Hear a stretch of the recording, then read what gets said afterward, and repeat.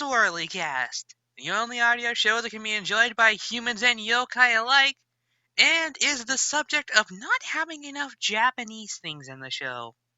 Weird, right? Considering that I say yokai and it's completely related to Japanese folklore? I know, strange, right? I'm your host, Koma.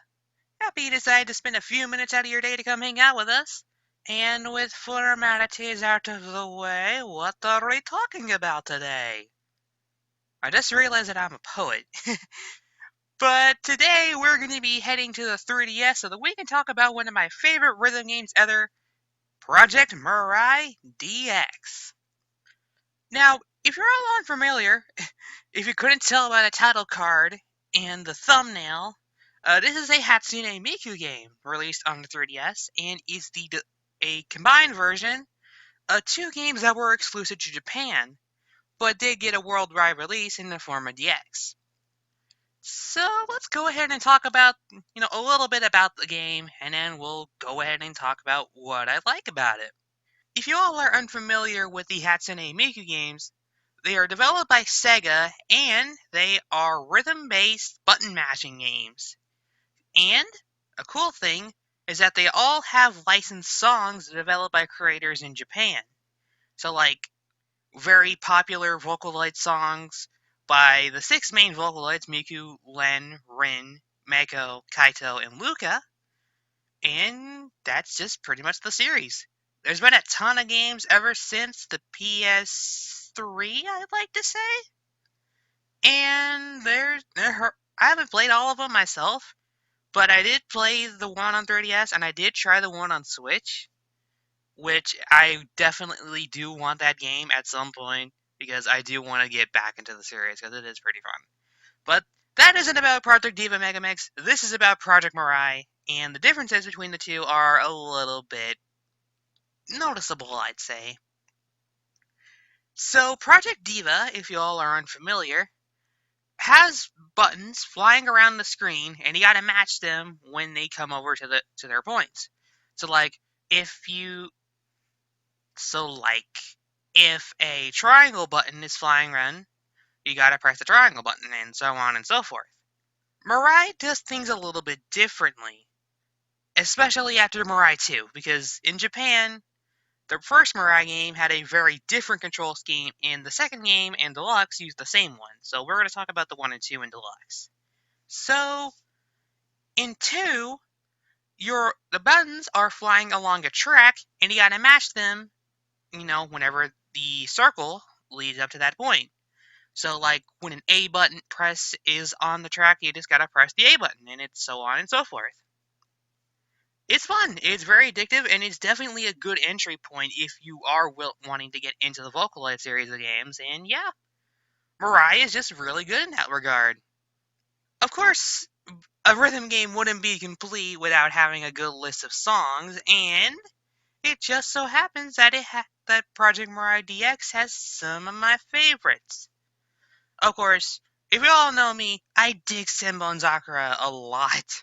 And it's actually the inspiration for one of the skins I'm making in SRV2. If you are familiar with my antics in that game, that'll be an entirely separate episode in the future. But there's also a couple of oddball songs like Tricolor Airline, and it's certainly an interesting lineup.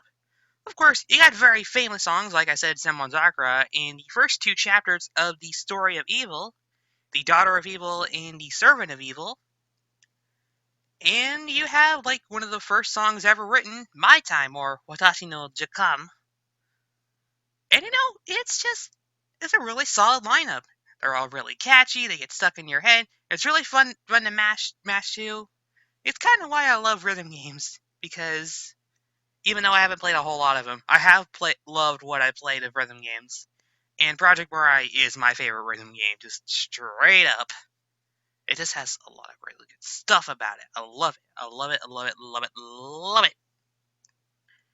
So, when you're out of the rhythm game scene, because Project Mirai, I think since 2, again, we're getting a lot of similarities to the second game released in Japan. Outside of the rhythm game, you actually get to interact with the Vocaloids and just hang out. You get to dress all your friends up in different clothes, featuring outfits from the songs. You get to play a minigame called Miku Versi. It's kind of complicated. I never got the base of it, but it's still pretty fun and it rewards you with a lot of stuff too. You get to hang out and eat stuff with your friends, increases your friendship, and a very special thing that Puyo Puyo fans might get into. There's actually a version of Puyo Puyo Sue in this game called Puyo Puyo 39. And there's also unlockable Dark Prince and Arl costumes for Kaito and Miku respectively. Which is pretty cool! To unlock the Arl costume is actually very easy to do. You just gotta beat Miku's campaign, and for the Dark Prince costume, you just gotta beat the game as Kaito.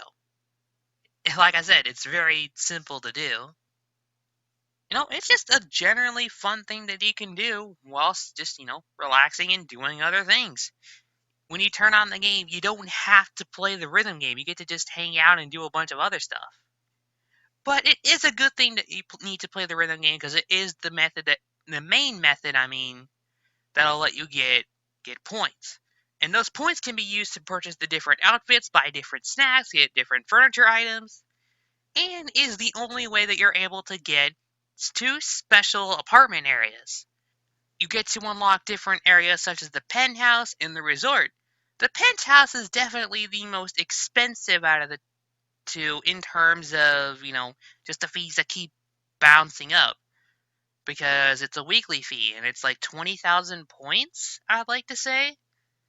And yeah, it's definitely something that's going to eat at your wallet. And the resort is the most expensive right out the gate, but you only get to be there for a week. But it also has some very exclusive things. I did, in fact, get this a couple of times, and it was really nice. Both of these segments have great music. I don't even think I need to say that the music in this game is pretty good. And yeah, it's just, not even just the main songs themselves, the B-sides.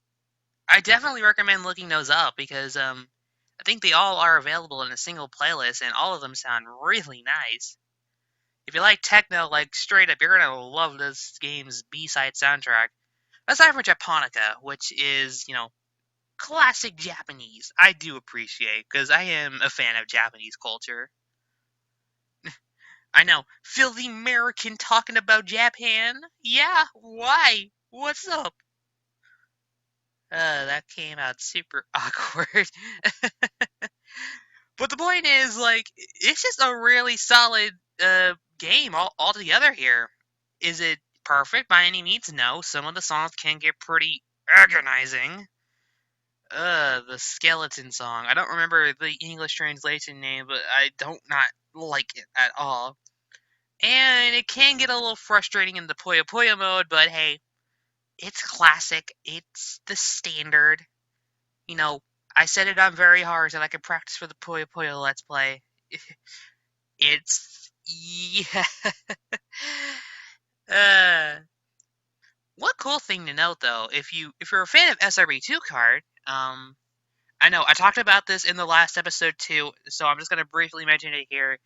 Most of the Miku sound effects are actually from this game in the Puyo Puyo 39 section, which I definitely think is a cool little attention to detail because it's pretty much the only time Sega actually gave her official lines, which I don't think that's happened before, aside from a couple of other specific instances. But it's just something, it's nice. I appreciate things like that. There really isn't a whole lot else to talk about aside from if you like rhythm games, you're gonna like this one. It's definitely a good entry point for the Hatsune Miku series, and it's just a generally fun game altogether. The graphics look nice for a 3DS game. It has the chibi Nendoroid style for the Vocaloid characters, and I do like that. I do like the Nendoroid style. Never had any of the figures, but I'd love to get one of them someday. This has a little collector's piece. And hey, the Sonic Android looks pretty good too, so yeah. Oh, one other thing that I should know is that there's a ton of Sega references in this game. You can get a Sonic statue, there's a Puyo statue. You can get an arcade cabinet for Virtual Fighter. You're not able to play the game, but your chosen character can. And it's just a nice attention to detail. It's like a big collection of Sega stuff all together. If only Carbuncle was in this game. If only. And if Rystar was in this game, that would have been pretty cool too. But that's aside from the point. That's just me being wishy-washy for the sake of it. This game came out in like 2015, 2016, I'd like to say.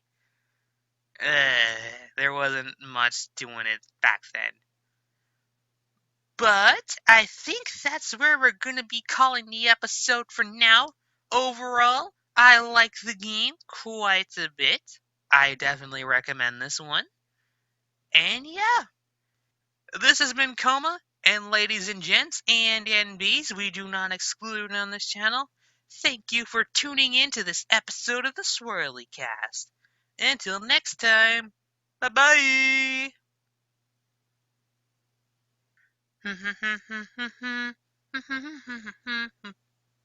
What, you're still here? This is awkward.